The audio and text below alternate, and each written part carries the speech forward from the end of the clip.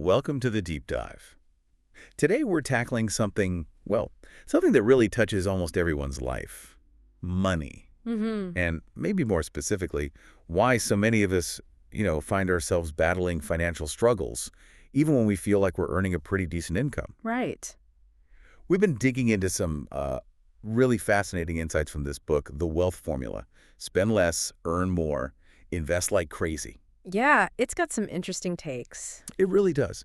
And it offers a perspective that, honestly, might just flip your whole understanding of building wealth upside down. It challenges some common assumptions, for sure. Definitely. Yeah. I mean, picture this. Maybe a friend, let's call her Alex, works hard, super dedicated, making a good six-figure salary, right? Okay. Sounds familiar for many. Yeah, exactly. But then end of the month comes, and bam, the bank account's nearly empty.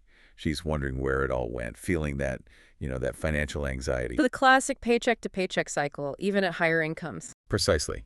And our source material, this book, suggests Alex's problem isn't actually what most people, maybe even Alex herself, thinks it is. Which is usually, I just need to earn more.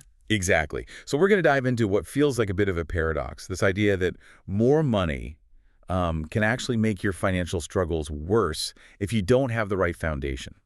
It sounds completely counterintuitive, doesn't it? Totally. So this deep dive, it's going to challenge that core belief, that a bigger paycheck fixes everything. We'll look at some, frankly, startling stats about who's really struggling. Yeah, those numbers are eye-opening. And then lay out a clear formula, an actionable path for real financial health, one that's about building wealth, not just chasing a higher income figure. It's a really powerful starting point because, like you said, we're just so conditioned. Society, media, everything pushes this idea that the gross income number is the main goal. Right. Get the raise, problem solved. Yeah. And the book just cuts right through that. It says very clearly, without the right financial education, more money just leads to bigger financial problems. It's bold. It really is provocative because it flies in the face of so much advice we get. Mm-hmm. So from the book's view, what's actually happening there? How does more money make things worse?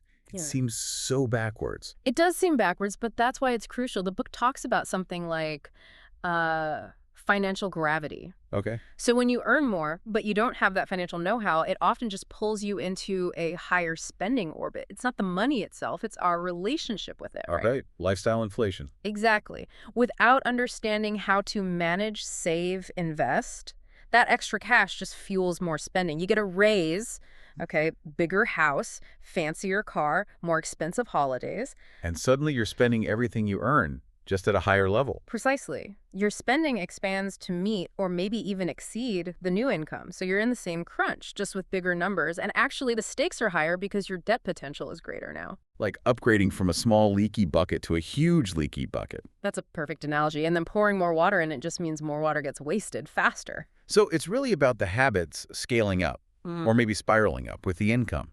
Those stats we hear, like Americans living paycheck to paycheck, it's not just lower earners then. Not at all. And the book gives some really stark evidence here.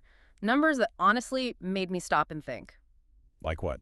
Okay, so it says 6 out of 10 millennials making over $100,000 are still living paycheck to paycheck. Wow.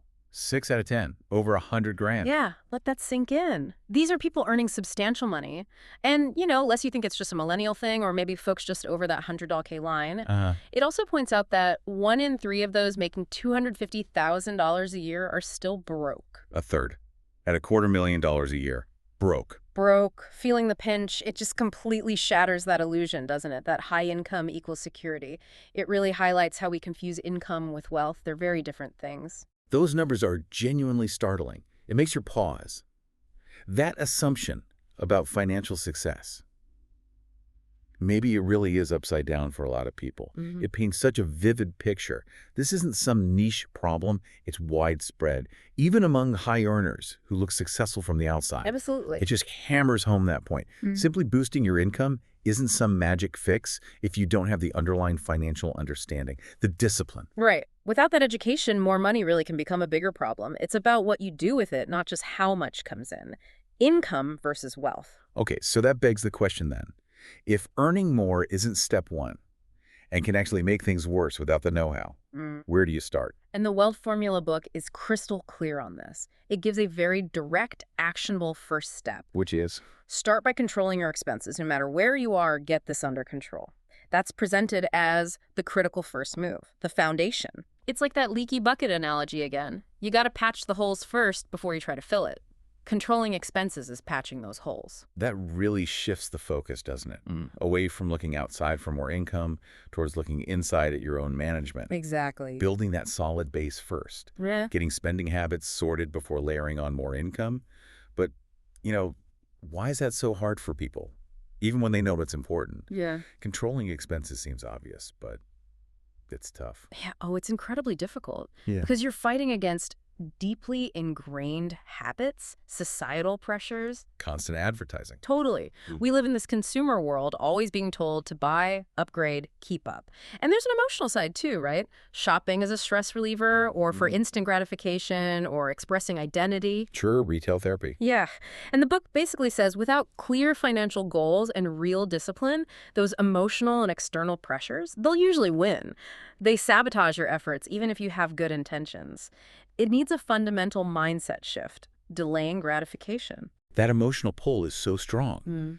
That impulse buy, that quick dopamine hit from a new gadget or booking a trip, it's hard to resist. Very hard. The book actually uses a thought experiment to illustrate this, right? Yeah.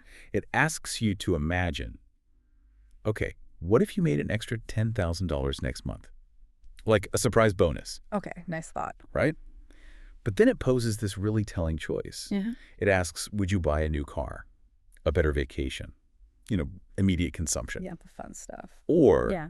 would you take that money and invest it into assets that will produce cash flow? Things like, I don't know, maybe a down payment on a small rental property or dividend stocks.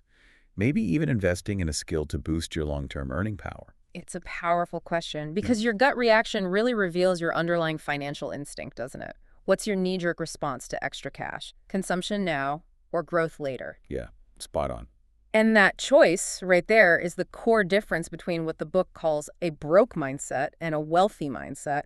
And that's regardless of your actual income level. So it's about the approach, not just the bank balance. Exactly. The book states it clearly. Wealthy people buy assets first and then enjoy luxuries. It's not just a slight difference. It flips the usual consumption-first thinking right on its head. Assets first. Yeah. It suggests the main goal for extra money should be acquiring things that make you more money, or at least hold their value.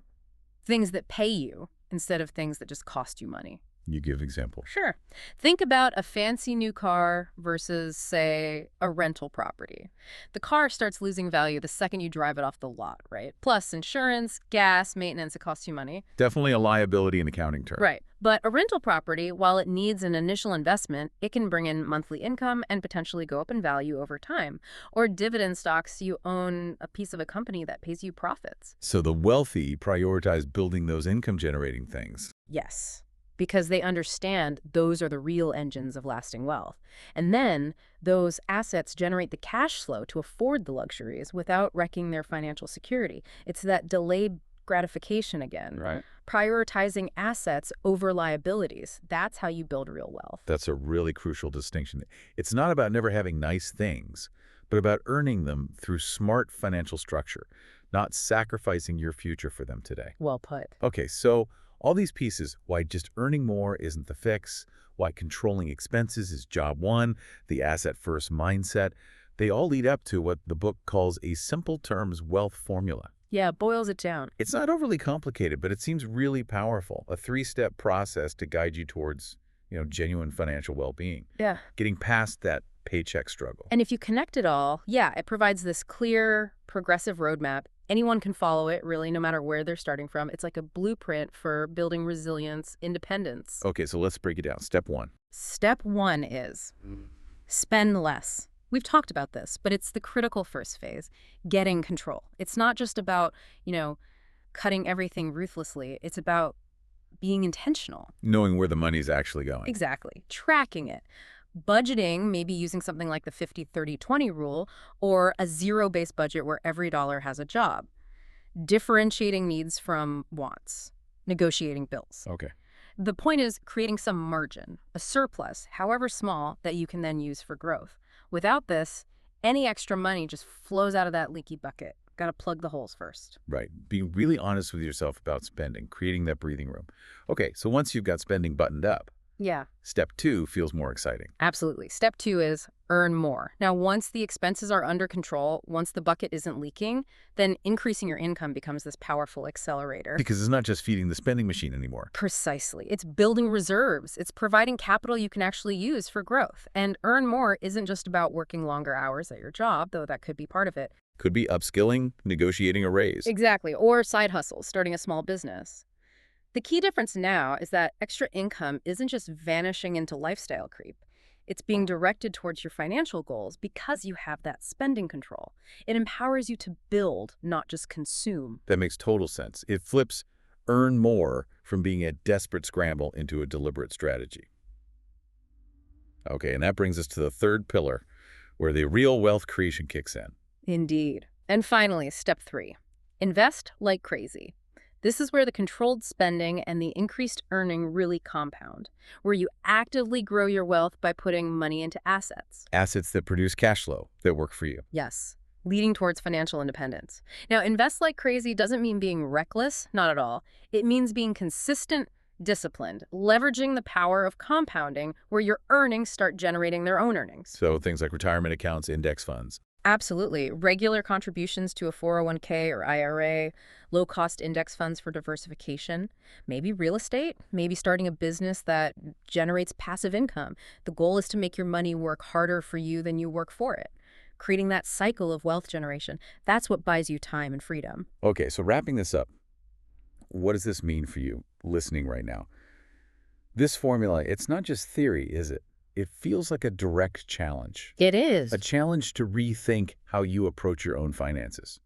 Starting where most people don't. Getting a real handle on spending habits. Taking that power back.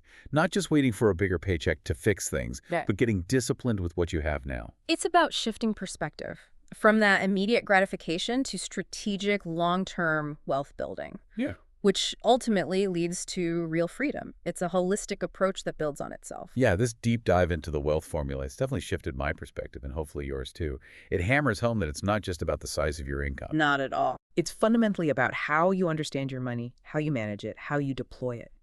The message is so clear. Get the financial education. Get the spending discipline sorted first.